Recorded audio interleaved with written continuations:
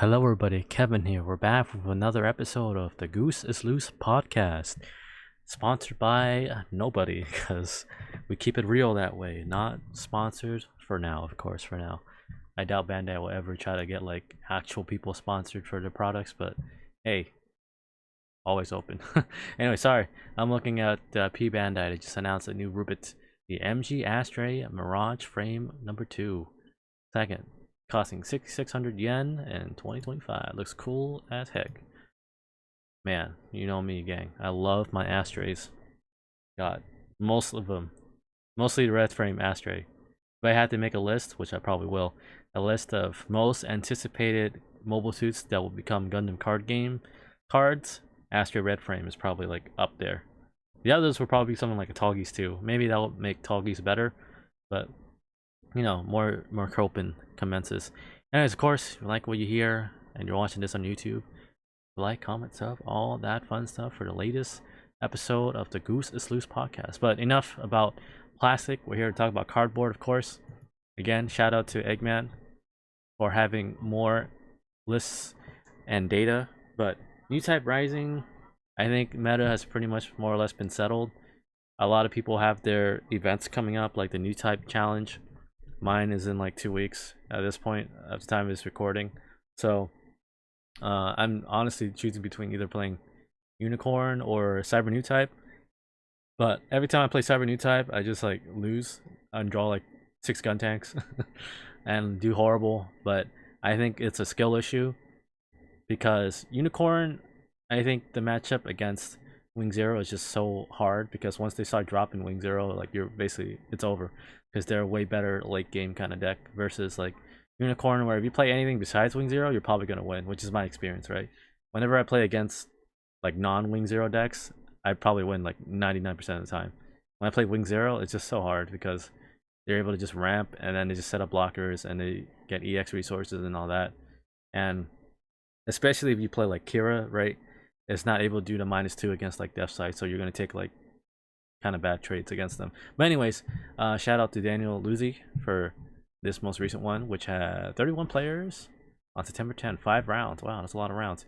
In Eagle Nest Weekly. So we'll look at the first deck list.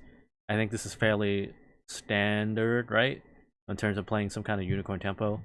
I don't think people play Gundam from Grandpa Gundam from the booster pack often, but obviously it's an option because it's able to get repair for all your white base units, which is like probably all of them, and then also being able to draw one, which you know obviously comes up because able to search cards, get cards is a very good option. And I think that's really all I really have to say about this list, right? You just play a solid game plan. They're not playing like GMs or anything like that, because Zoward, you just try to block your way through it. And then also another benefit of Zoward, I guess, over playing GM is that you're able to trade well into Rizal. Rizal is very annoying, so Zoward's able to take it out. So there you go. Maybe I'll switch back to Zorwarts. I find GMs to be kind of lacking, especially when your worst matchup is Wing Zero and they have bigger units, so probably going to switch to that. And I think against aggro decks, which in my area is not popular like at all, I'll probably switch my GMs to playing Zorwarts in there instead. But we'll see. We'll see how that goes. Um, Anything else that I can point out in this deck list? Like Corsica base, I think it's like the definitive blue base at this point because they've been getting free bodies. Playing how many units is this? 10 units. I think that's also the sweet spot, right, for pilots. I feel like 8 to me feels too little. I'd rather see pilots than not, in my opinion, because obviously you're gonna have more units and be able to link a unit on the turn that you got them. I think is the game plan more or less. But I think it's either the ratio is either like 8, 9, or 10. I think 12 maybe is too much. I think people have figured that out for the most part. Otherwise, solid deck list. Congratulations to them. We'll look at the other deck list too. We have Wing Zero, right? Fairly standard, nothing super crazy. Not playing Ale Strike. That's the only one that comes off the top of my head. Perfect Strike, just so it can act like a big blocker, I presume, because Ale Strike is 5/4. Maybe that one extra cost can come up for your searchers like Path to Victory or Defeat. You can search your Gundams and then start finishing off things, especially with Wing Gundam, right? Oh, Wing Gundam's so good. Being able to attack like enemy units are level 4 or lower. because that means your blockers are gonna get screwed, and then they get breached, and then you get free bonus effects to your opponent's bases, right? So there you go. Shout out to them. Won't trade RXLR, so not gonna trade their legendary unicorn. They got second place. Anything else that stands out to me?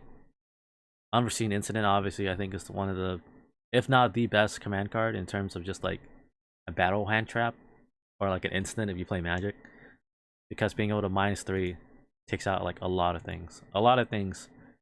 Like, you know, Zoro, if for some reason they want to trade with your Rizal or other annoying things that you can turn into like -3, so it turns to like 2, then that means you can easily trade with a lot of things. So there you go. Unforeseen Incident, I think if you could play it, you probably do play it.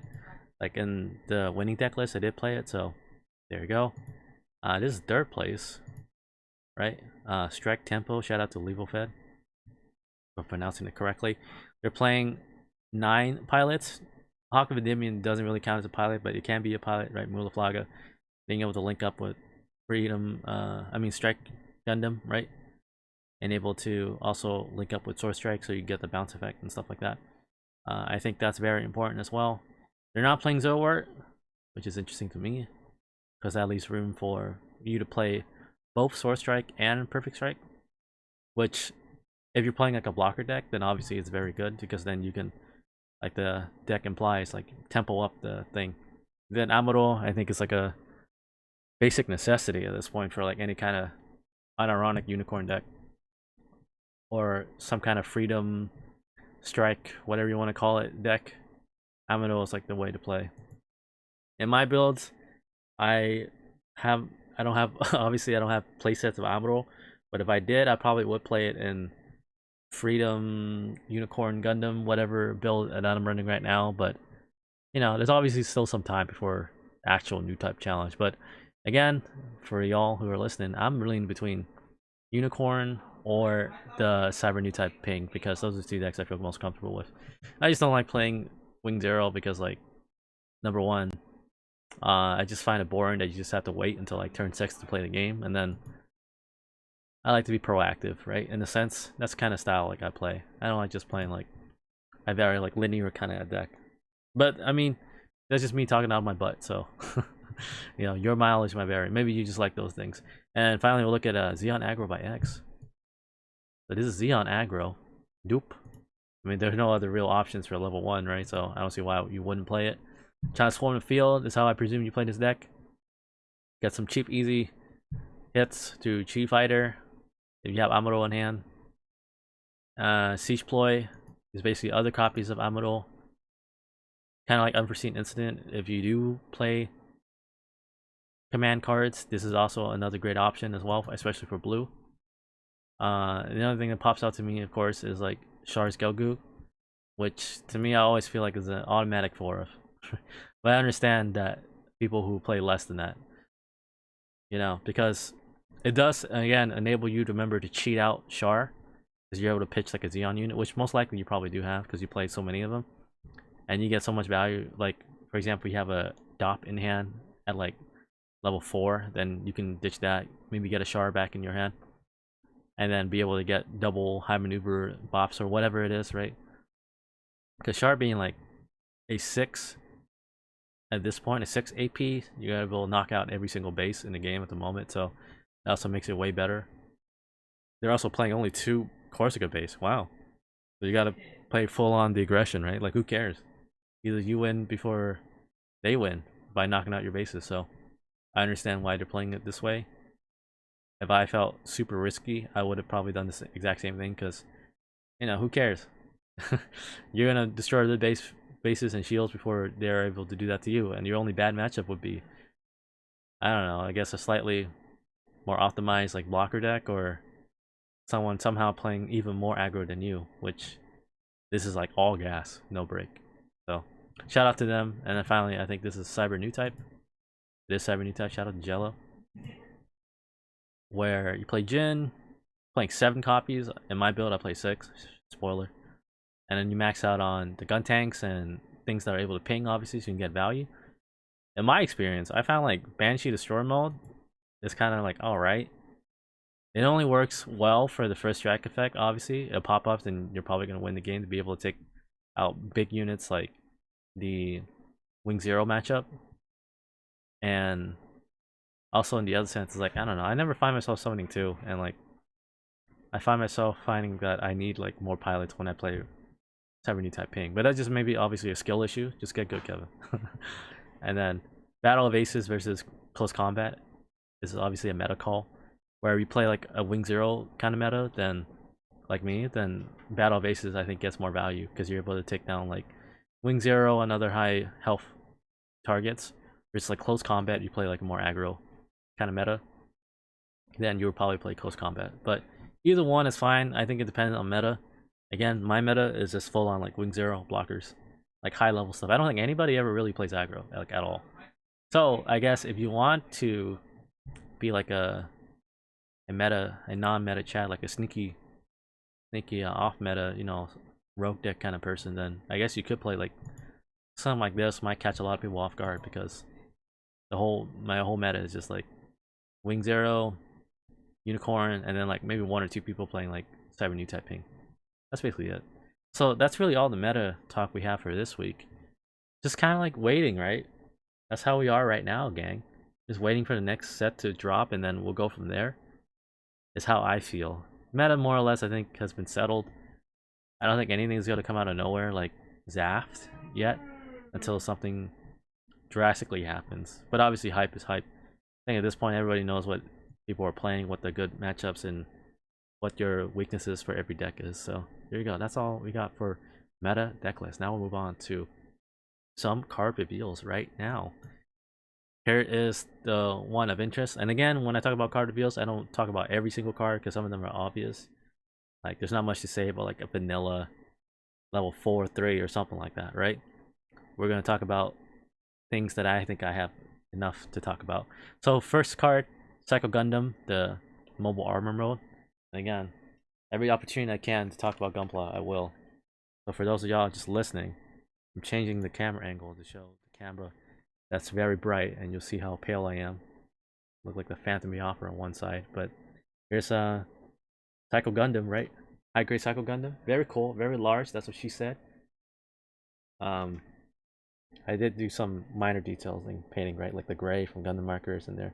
All these yellow parts, unfortunately, are stickers because yellow is a pain in the butt to paint. I don't know if y'all know that, and I don't want to make it gold or something like that.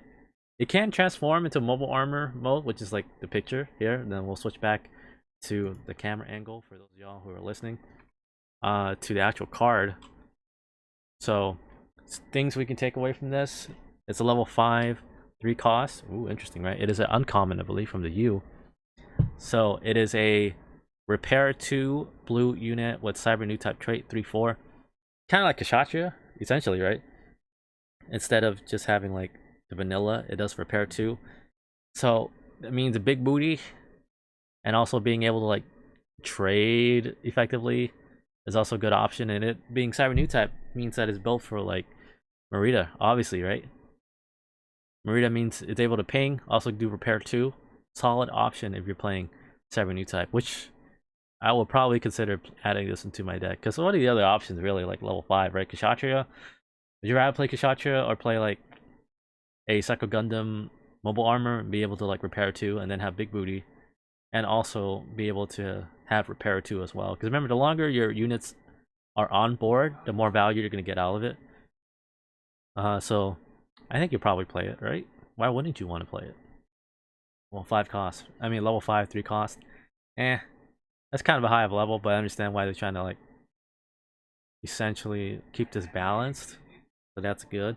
And also cyber new type trait. I would presume, based on how set 1 worked, that this means that obviously they're going to have like the LR version or whatever you want to call it. Or even, I guess, 1 tier higher would be like, yeah, it would be the LR, right? Instead of already R. I doubt the normal Psycho Gundam would be an R, like a rare. I'll be shocked. Most likely, it's like one of the most iconic suits from Zeta Gundam. So I expect it to be LR with cool ass art. I don't expect it to pose like what I have it in the camera, which is, for those y'all listening, is a peace sign. It's probably going to do something similar to like the anime, doing like his all, you know, gun thingies, whatever you want to call it, outwardly, and showing like the scale of it, which I hope the art will display, and keep that in mind. Also, you know, another shout out for Gundam. A lot of the art I really like, showing like the cool ass Gundams. That's what you want to see, right? Sometimes, like for the commons and pilots, it feels like it's just like a screenshot out of the anime, but that's fine. They're just like pilots. Who cares? You just want to get the idea of it out of the way. Like, probably my favorite artwork in the game right now is Marita LR or R plus, right? Because that is just a cool, badass pose where you have Kshatriya in the background. And the other art that I really, really like in terms of like just like normal art, I really like the pose for Unicorn Destroyer Mode. That's pretty cool, right? It has the shield, it has the iconic thing going on for it, so that's great. But anyways, enough rambling about art. But I was gonna say that for the LR Psycho Gundam, I presume the link would probably be for Murasame, who's like the person who pilots the Psycho Gundam in the show. So I assume she'll also be a pilot, or possibly a command card. I can see either option. Maybe her command card would be something like repair, right? I can see her being like a command slash pilot card. But if she is a normie pilot card, I would also be like surprised. I don't know. I feel Big Zam energy from Psycho Gundam. I don't know if it's gonna be good. Right?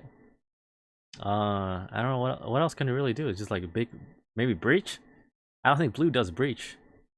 At the moment, only green has breach and red, right? Red and green. Am I wrong? We can quickly look.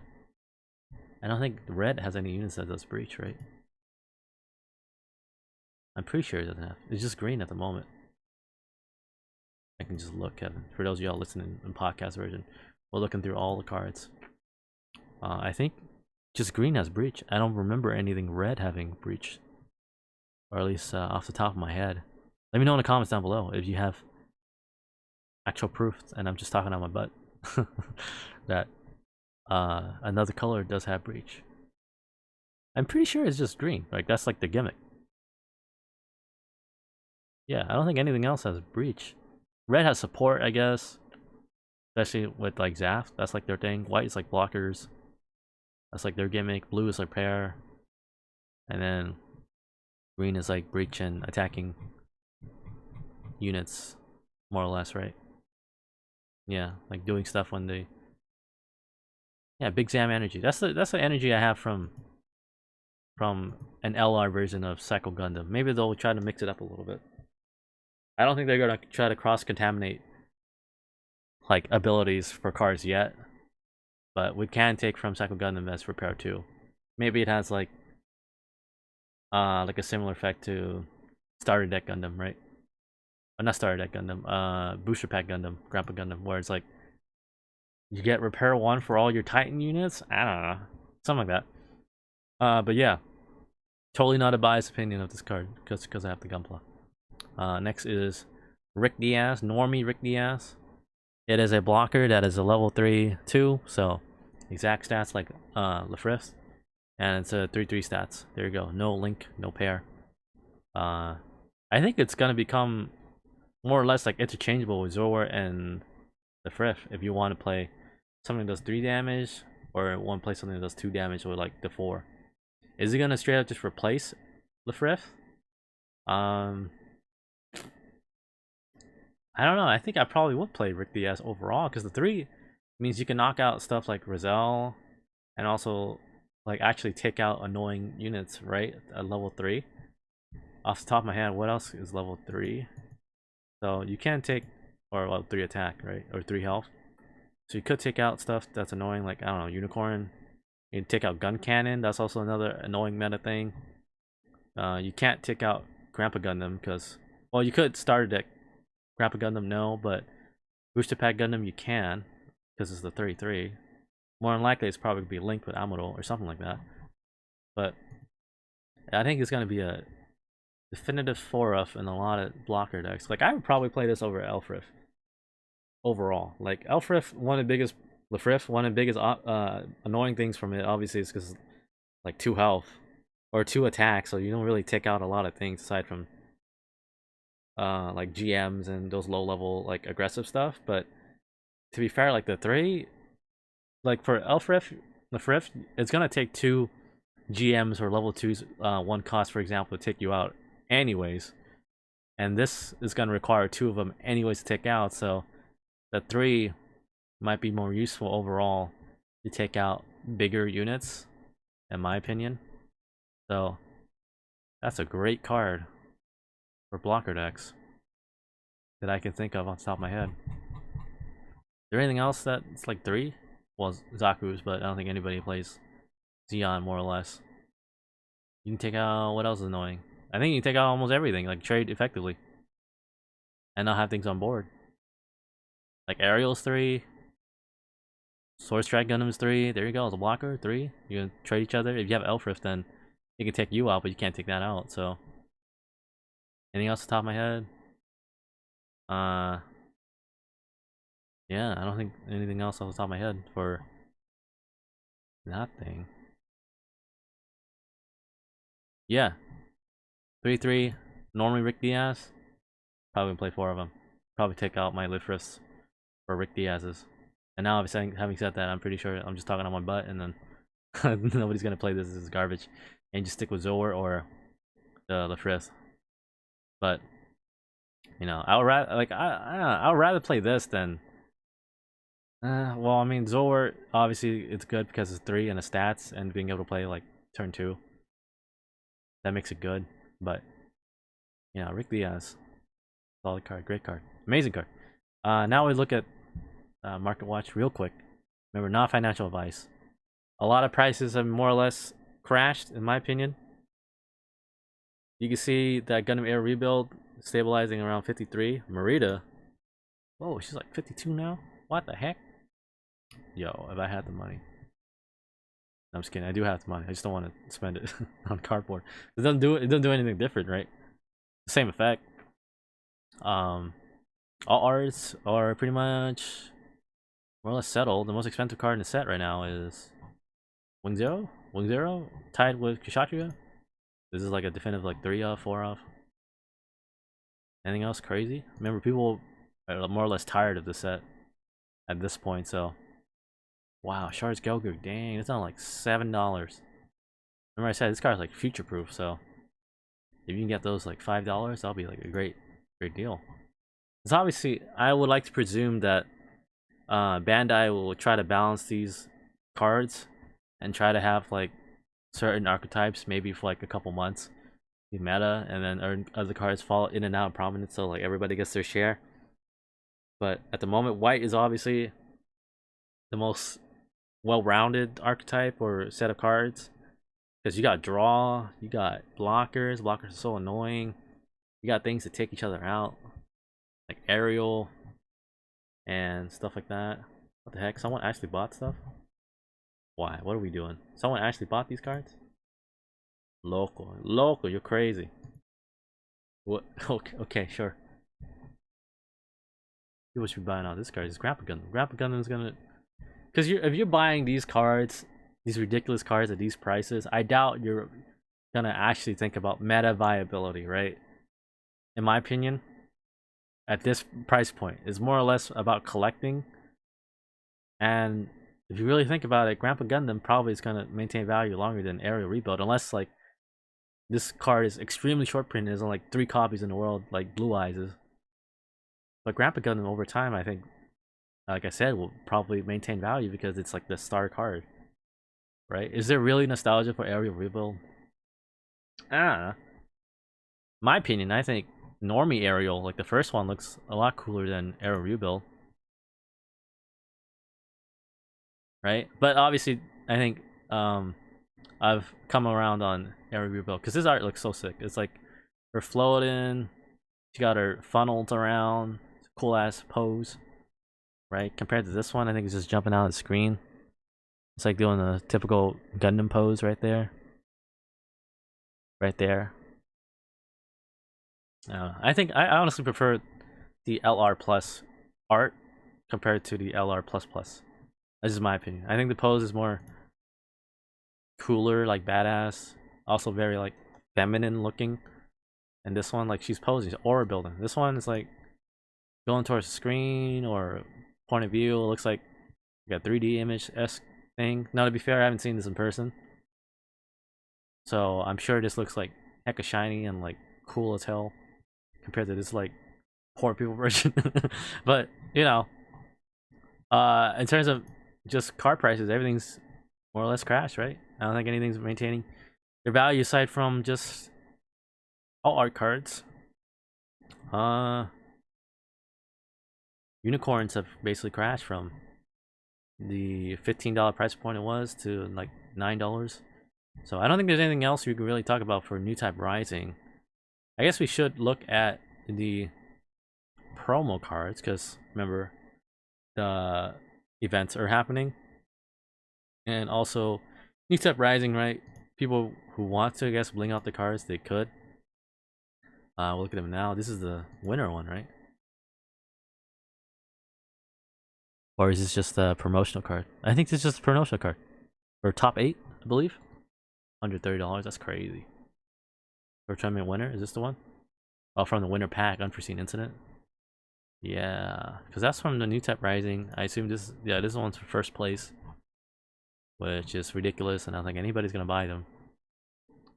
And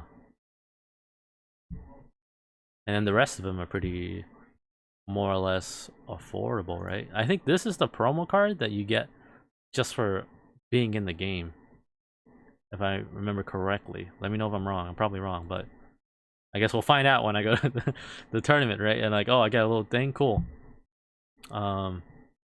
Kira's, I managed to get one for free because I did like a solid to a player in my locals, so he just gave me it. I'm like, oh, cool, nice, awesome. Traded, or basically gave them like a Dozel's Abbey card for free, and so they just traded this. I guess hopefully they don't regret that. Because at one point it was like a $3, now it's like boom, $9 card. Kira's a 4 of. It's a shiny, right? Is it the highest rarity? I don't know. I remember people were trying to give these away. What the heck? What kind of rarity is this? Oh, uncommon? I don't know if it's shiny. I would presume it's probably a shiny. But I don't like this alt art at all. To me, Banerjee looks way too mature for this look. He's supposed to look like a innocent schoolboy kind of vibe going on. But I remember people were just giving these away. Now it's like a $7 card at one point. Yeah, or it's just crashing. Maybe I'm just talking on my butt. Who knows? Promo cards. I mean, thankfully, nobody really plays Soletta and nobody really plays Air Review build, so you shouldn't feel bad that if you can't get them. That's what I'm thankful for Gundam. They're not doing some stupid ass thing like Yu-Gi-Oh did back in the day, like YCS winners only get this exclusive card, so it's not gonna like warp the meta. These are just collecting aspects, so I appreciate that a lot. Otherwise, I think just overall the meta, nothing super crazy out of just popping off. I think starter decks obviously maintain value because everybody wants heroic beginnings because Grandpa Cousin's like the best card in the game. We got here $10. Oh, it's damaged. You want to swoop them up? Can. There we go. I think that's enough for this week. I don't think there's anything else we can really talk about. Gundam is just hanging on well. My locals are like packed. Last time I checked my Newtype challenge, like the amount of people that signed up, like 100. It's crazy. And this is like maxed out 64. There's like another 100 people on the wait list, I think. So it's crazy. That's successful in my opinion. For just a newly released card game and have people, you know, wanting to play it because it's fun, and I appreciate it too because it's like quick and easy. Like most of my locals take like 2 hours, 3 hours. I'm busy. We got things to do, so we're not like Yu-Gi-Oh, like staying there for like 6 hours. Oh, it's crazy. But it's pros and cons, and also to me, gang, when I'm playing Gundam, I don't take it too seriously if I lose or if I win. You know, there's best of one. There's so many variables. I doubt they're ever going to turn this into like a best of 3 kind of deal, like at a formal regional, I think, unless they have, and I just don't know. And it being a best of 1, don't feel too bad if your deck doesn't win. There's too many variables. Like when I was playing locals, just testing out, uh, my opponent managed to have like 4 of their bases as the shield cards. What can you do, right? What can you do? You're just like, well, that sucks. And it was a very close game, so oh well. Anyways, thank you for listening, watching. I appreciate everybody who listened to me ramble about Gundam Card Game for half an hour at this point at the time of this recording. Please stay safe out there. Keep it real. Have fun, right? Hopefully you have fun. Try to have fun. Try not to rage about this game too much. It's not that serious. But yes, thank you for watching, listening. Leave a like, comment, sub, all that fun stuff. I love to hear from everybody.